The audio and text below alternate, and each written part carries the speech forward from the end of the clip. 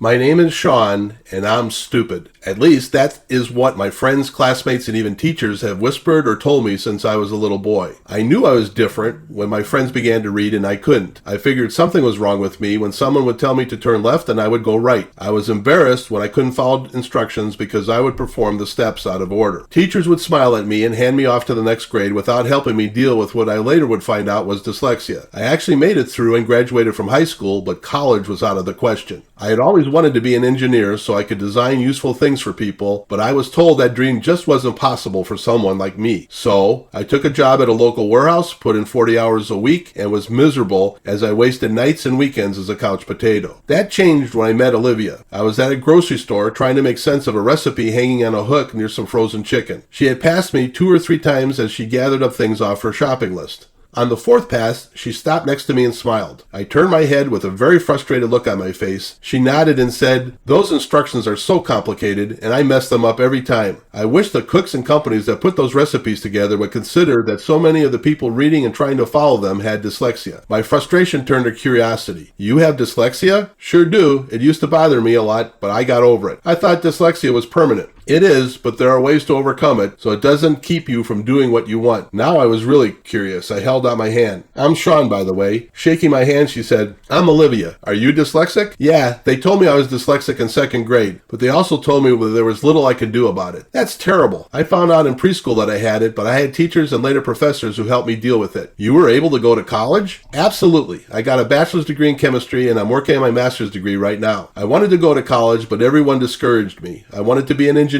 and my voice trailed off. Olivia looked at me with a much bigger smile. "Listen, I've got to get these groceries home, but would you like to meet me at the cafe down the street in about an hour? We can talk more about this stuff, and maybe I could help." I didn't hesitate. "Absolutely. I will meet you there in an hour."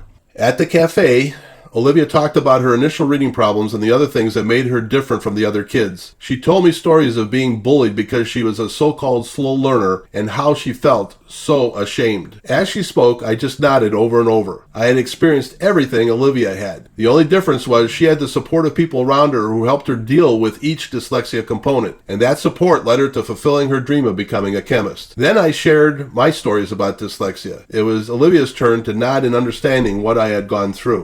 Near the end of the conversation, Olivia asked me if I would allow her to coach me in overcoming dyslexia. I said yes with an almost shout that startled the people at the next table. That first meeting led to many more meetings, texts, and video calls. Olivia helped me with every area of dyslexia. Now it's a year later, and I am enrolled in 2 online college courses. I read much better and am rapidly advancing my ability with math problems. If things go well, I plan on transferring to our local university next year. Many dyslexics have been told lies all their lives. Even well-intentioned people have told dyslexics to accept their limitations and to do the best they can despite their problems with reading and the other parts of dyslexia. Too many individuals with dyslexia have accepted these false barriers. They gave up on dreams they wanted to pursue because they were told those dreams were not possible. They felt shame and even depression because these messages implied they were somehow defective and not as valuable as everyone else. Few of the people providing this advice even mentioned the unique talents and skills that dyslexia can give someone, and they did nothing to help dyslexics discover and develop these gifts. What a waste.